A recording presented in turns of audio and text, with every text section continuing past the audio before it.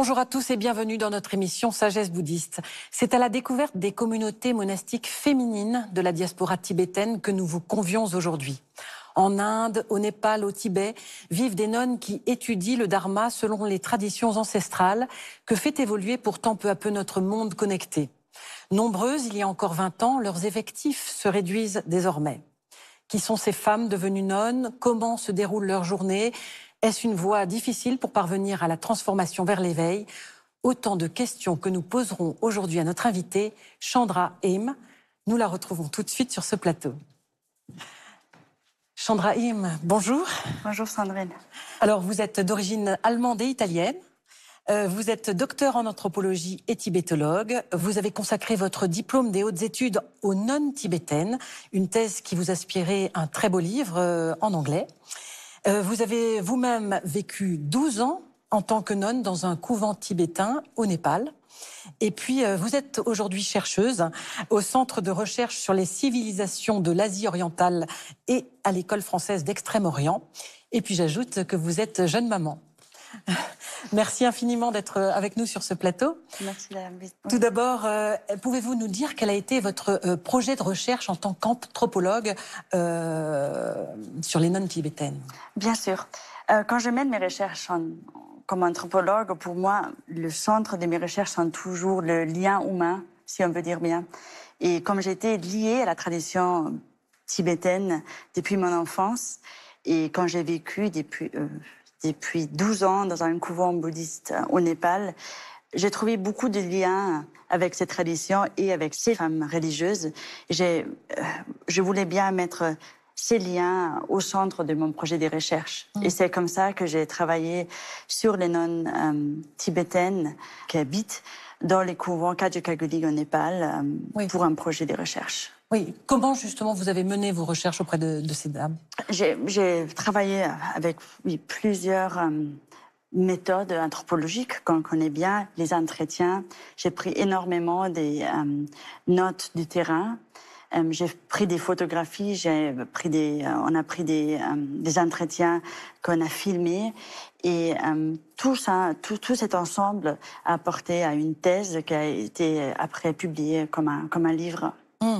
Alors ça a pris, j'imagine, des années d'études, d'interviews, de... Tout à fait. Je pense qu'on a fait plus de 70 entretiens. Et ça ont été des entretiens formels, comme nous avons un entretien maintenant, mais aussi des entretiens plus informels dans les chambres des nonnes, dans la vie du couvent. Ça a été tous les deux un peu un mélange des deux. Alors justement, vous avez donc de votre thèse publié un très beau livre avec photos qui s'adresse justement à d'autres anthropologues ou au contraire à un public plus large? Oui, c'est vraiment un beau livre. Le lecteur ciblé, c'est un anthropologue, une chercheuse, un chercheur des études de sciences religieuses, un tibétologue, mais aussi une lectrice, un lecteur qui est intéressé par les traditions de monasticisme tibétain et en particulier dans les traditions de monasticisme tibétain au féminin. Et dans mon livre, j'ai 4 axes de narration que j'ai porté ensemble. D'un côté, on a, comme vous avez déjà évoqué, les photographies de la photographe brésilienne Carol Sachs. Nous avons beaucoup des notes de terrain qui sont des notes que nous donnent une intimité, un sens intime du terrain, du couvent, des habitants de ce couvent. Nous avons un cadre théorique et nous avons aussi les entretiens avec les nonnes. Il y a beaucoup d'entretiens qui donnent la lecture très vivante, je trouve. Comme ça, c'est vraiment un mélange de ces 4 axes de narration. Quel a été votre corpus d'études? C'est-à-dire, vous avez cité le nom d'un monastère, mais il y en a peut-être d'autres? Oui, mon livre, c'est vraiment une ethnographie sur les nonnes du couvent de Kajikaguling, aussi connu comme Kopan Anigompa, à Katmandou au Népal. Mais comme vous l'avez déjà évoqué, il y a aussi des cadres. Le cadre théorique, c'est très transversal. Et j'apporte aussi des réflexions historiques, des réflexions plus larges que parlent des nonnes au Tibet en sens large, mais aussi des nonnes plus en général dans la diaspora tibétaine, notamment en Inde et au Népal. Alors Chandra M, qui sont ces femmes qui sont devenues nonnes? Ça a vraiment beaucoup changé.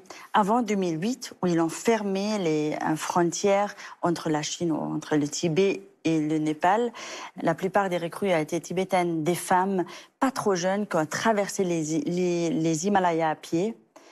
Et la plupart de ces femmes ont été analphabètes. Et ils ont eu ce choix de s'alphabétiser, d'apprendre le dharma dans un endroit des femmes en sécurité, dans une communauté des femmes.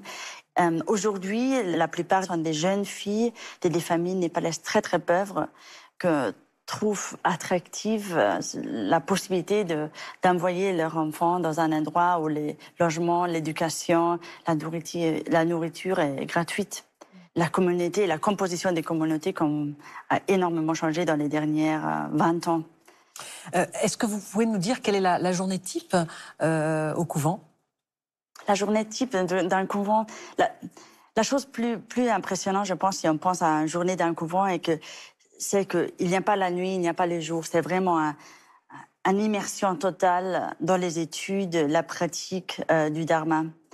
On commence très très tôt, c'est 4h45 avec les premières gants. Il y a une session de rituels et prières jusqu'à 7h30. Après, les nonnes ont un moment pour ranger leur chambre.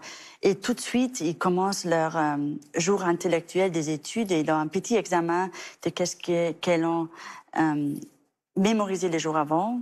Après, des classes séculaires, mais aussi des classes de philosophie bouddhique, jusqu'au déjeuner au midi. Et après, il y a une sieste un peu sacre. Le couvent est tout calme après le midi. Les classes reprennent jusqu'au thé de 4 heures, aussi un autre moment important dans la journée des nonnes. Et pendant la soirée, de 5 heures à 6h30, on a le débat dialectique, le débat philosophique. On a le dîner à 6h30 et après un moment de récréation, il y a encore des prières, encore de débats dialectiques et 1 heure de mémorisation des textes. Et c'est qu'à 10h le soir que les nonnes se peuvent décrocher et se retraiter dans leur chambre. Avant l'arrivée du téléphone, la plupart des nonnes a resté à mémoriser leurs textes pendant la nuit jusqu'à 1h, 2h du matin. Aujourd'hui, ça a changé. Elles sont connectées. Ils sont connectés. Ils sont connectés au monde. Ils sont connectés à l'extérieur. Et oui, c'est un changement notable. Aussi pour la journée des nonnes. Oui. Alors, vous avez rencontré des nonnes exceptionnelles, à la fois dévouées et brillantes. Est-ce que vous pouvez nous en parler? Oui, en ayant vécu avec les nonnes pendant 12 années, on rencontre vraiment les pépites d'une communauté. Et c'est intéressant parce que la plupart ne sont pas les nonnes qu'on rencontre quand on visite un couvent. Ce sont les nonnes qui sont très, très recluses dans leur chambre. Et oui, j'ai été toujours très impressionnée par leur foi, très, très, très forte, par l'énergie avec elles se consacrent à leurs études et cette motivation incroyable de vouloir préserver cette culture religieuse, culture monastique de la tradition tibétaine. Ça, c'est une foi et une énergie que j'ai jamais vue dans des autres endroits. Oui. Est-ce que ce sont justement... Peut-être parce qu'elles sont femmes, est-ce qu'elles sont respectées, reconnues dans leur couvent, au sein de leur couvent et au-delà dans leur tradition? Oui, c'est difficile, c'est un système patriarcal. Et quand les moines ne respectent pas énormément les femmes, et en particulier les femmes religieuses, c'est difficile que les femmes elles-mêmes se respectent entre eux. C'est pas naturel pour les nonnes de respecter leurs consoeurs parce que leurs supérieurs, les moines, ont un respect que c'est très limité. Je voulais dire reconnaître, c'est-à-dire reconnaître leur talent ou leur niveau d'études exceptionnel. il y a eu un développement incroyable pour les nonnes. Et maintenant, leurs études sont reconnues. Ils ont la possibilité d'avoir un diplôme final comme les hommes. Mais en termes de structure du communauté religieuse, des traditions religieuses, on est encore avec des hiérarchies très verticales.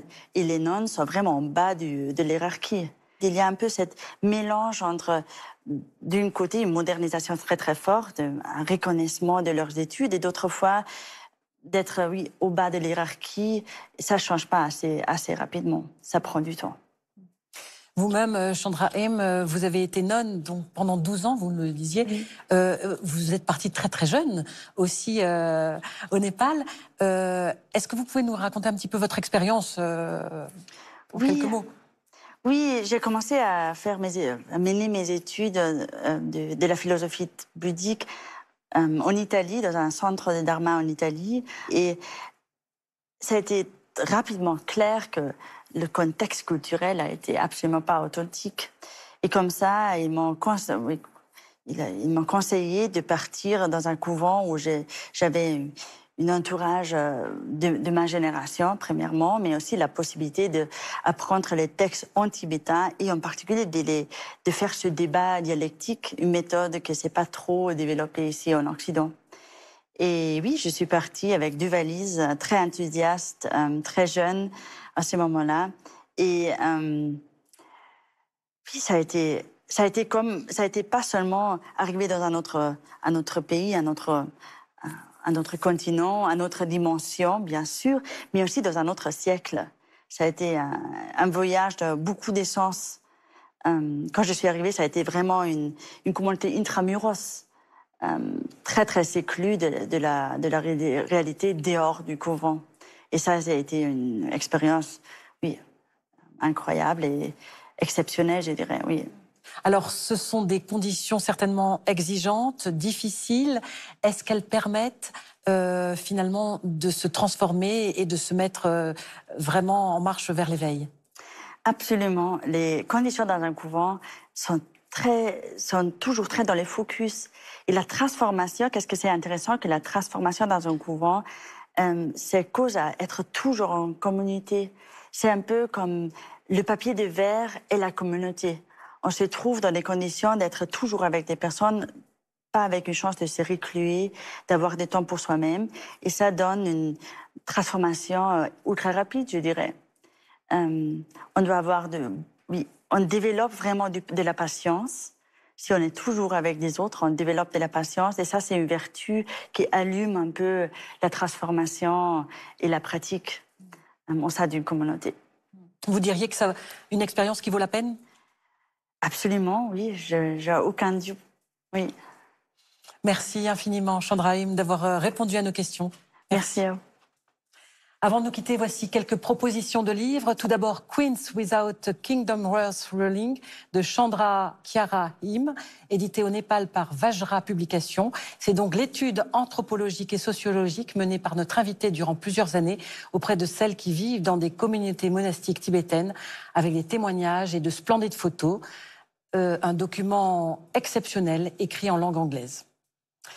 La vie quotidienne comme pratique méditative, 12 ans de retraite dans une grotte de l'Himalaya de Tenzin Palmo, édition Le Courrier du Livre, celle qui fut l'une des premières occidentales à devenir nonne bouddhiste dans les années 60, raconte ici son expérience au cœur de la montagne et son cheminement spirituel intense. Les pouvoirs du féminin sacré, ce que le bouddhisme apporte aux femmes, de Lama Tsultrim Alyon, édition Le Jour. D'origine américaine, l'auteur fut nonne dans un monastère himalayen avant de devenir mère de famille. Elle partage ici son savoir sur les esprits bouddhiques de la féminité. Lilian Silburn, Une vie mystique, écrite par Jacqueline Chambron, édition Almora. On découvre ici la vie et l'œuvre d'une des grandes indianistes du XXe siècle qui contribua à étudier et à faire connaître les philosophies orientales. Archives photos, témoignages et écrits personnels accompagnent cette biographie. Voilà, notre émission se termine. Merci de l'avoir suivie. Vous pouvez la revoir sur la plateforme France.tv. Très heureux dimanche à tous et bonne semaine. Merci.